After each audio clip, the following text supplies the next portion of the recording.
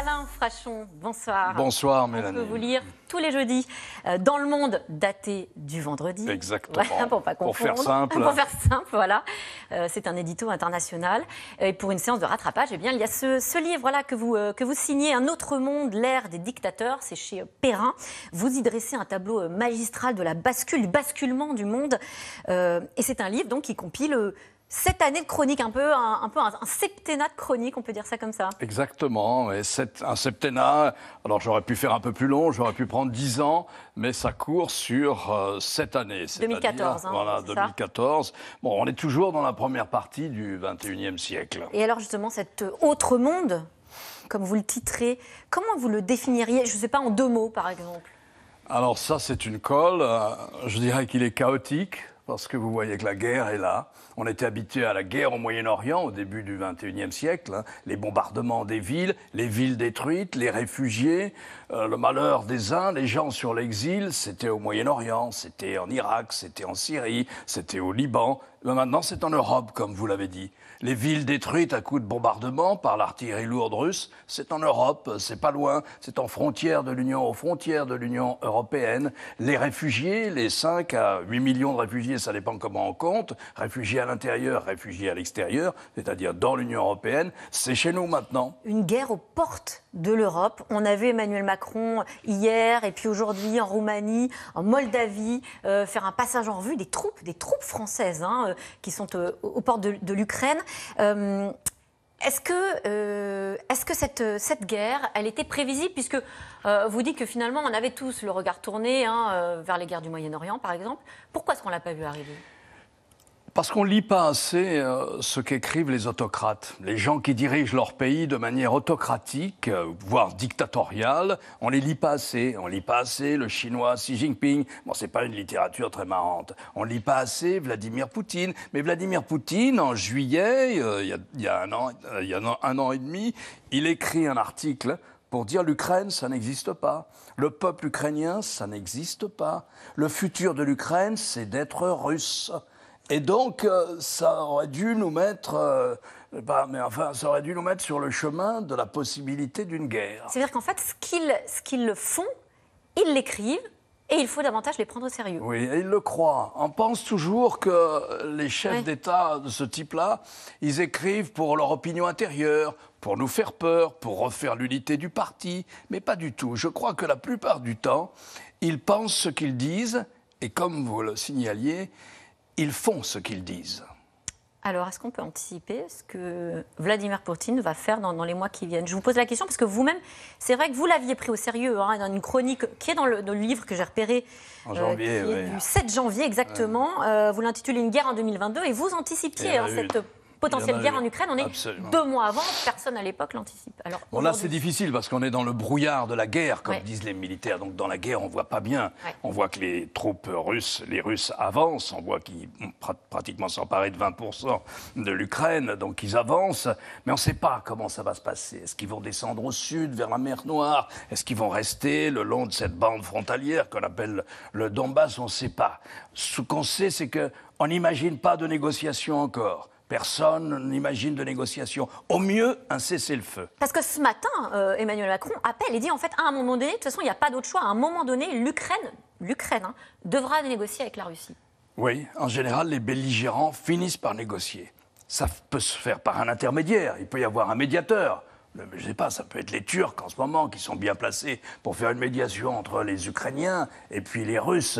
Mais ça passe à un moment, quand vous faites la paix avec quelqu'un, ou un cessez-le-feu, c'est forcément avec votre adversaire. Et avec une perte de territoire, du coup, pour l'Ukraine.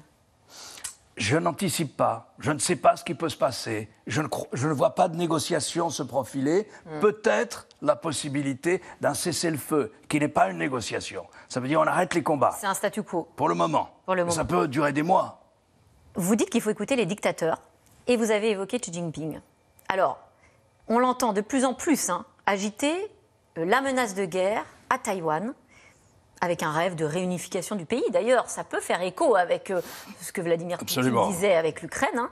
Est-ce qu'il faut Absolument. davantage le prendre au sérieux? Est-ce qu'on l'écoute suffisamment? Il y a une grosse différence avec l'Ukraine. C'est que les États-Unis ont toujours dit qu'ils ne se battraient pas directement contre les soldats russes. Ils veulent bien fournir des renseignements par satellite, ils veulent bien fournir des armes aux Ukrainiens, mais ils ne veulent pas faire la guerre à la Russie. En ce qui concerne Taïwan, qui fait partie de la Chine, les États-Unis ne le contestent pas. Mais ils veulent que la réunification se fasse de manière pacifique par une négociation entre les Taïwanais et la Chine continentale. Mais ils n'ont jamais dit qu'ils ne feraient pas la guerre pour Taïwan. Ils restent dans l'ambiguïté. Ce qui fait que la décision... De moins en moins ambigu d'ailleurs. Oui, non, la décision pour Xi Jinping est difficile. Il est obligé d'intégrer ça dans son calcul. Qu'est-ce que vont faire les Américains? Ils n'ont jamais dit qu'ils n'interviendraient pas. Au contraire, comme vous le dites, il a laissé entendre, Xi Jinping, que les États-Unis interviendraient. Alors on peut intervenir en livrant des armes, ou on peut intervenir en participant au combat. Est-ce qu'on a sous-estimé finalement la Chine? Est-ce qu'on ne continue pas à le faire en fait, en continuant à analyser que peut-être finalement ils n'iront pas parce qu'ils sont face à un front commun des Occidentaux contre la Russie? Je pose la question parce qu'il y a toute une partie de votre livre dédiée à cette superpuissance qu'on n'a pas vu arriver. Vous dites on n'a pas entendu le réveil chinois. Et d'ailleurs, vous dites la Chine, moi-même, jeune intellectuel, jeune étudiant, je l'avais surtout sur le dos. Bon, c'est ça, oui, intellectuel, j'en sais rien. Mais en tout cas, à l'époque, c'était la mode. Je portais des vestes chinoises, donc j'avais d'une certaine manière la Chine sur le dos. Non, ce qui m'a frappé au long de ces années-là, et même un peu avant, c'est à quel point la Chine est centrale. Elle est centrale sur le plan économique, elle est centrale sur le plan de la compétition technologique, elle est centrale sur le plan commercial, elle est partout dans nos vies. Regardez votre appartement. Faites le tour de votre appartement, regardez le nombre d'objets qui sont faits en Chine et comparez avec le nombre d'objets faits en Russie. En Russie, vous n'avez rien qui est fait en Russie. Peut-être de la vodka au frigo, et encore, elle serait plutôt polonaise. Probablement que 90% des objets qui se trouvent chez moi provient de Chine. Ce que vous dites finalement, c'est que aujourd'hui, le modèle économique de la Chine est inédit, puisqu'on a justement évidemment cette production, mais aussi cette technologie, cette sorte de croissance et de technologie fulgurante, mais qui n'a pas du tout apporté une démocratie. Non, pas du tout. C'est-à-dire que nous, surtout ma génération, plus que la vôtre, pas du tout. On pensait vraiment qu'on avait la martingale gagnante, c'est-à-dire la démocratie, donc la liberté politique, la liberté d'entreprendre, c'est-à-dire l'enrichissement, et puis enfin la paix. C'était la martingale gagnante. Tout était lié. Et tout était lié. Et puis là, on a un contre-modèle pour la première fois. C'est-à-dire une société de consommation très dynamique, une société très dynamique sur le plan scientifique et technologique, une société avec des entrepreneurs qui investissent massivement, mais un régime qui ne s'est pas du tout libéralisé, au contraire. Et qui ébranle, du coup, nos certitudes libérales et démocratiques. Qui ébranle toutes nos certitudes en Europe et aux États-Unis.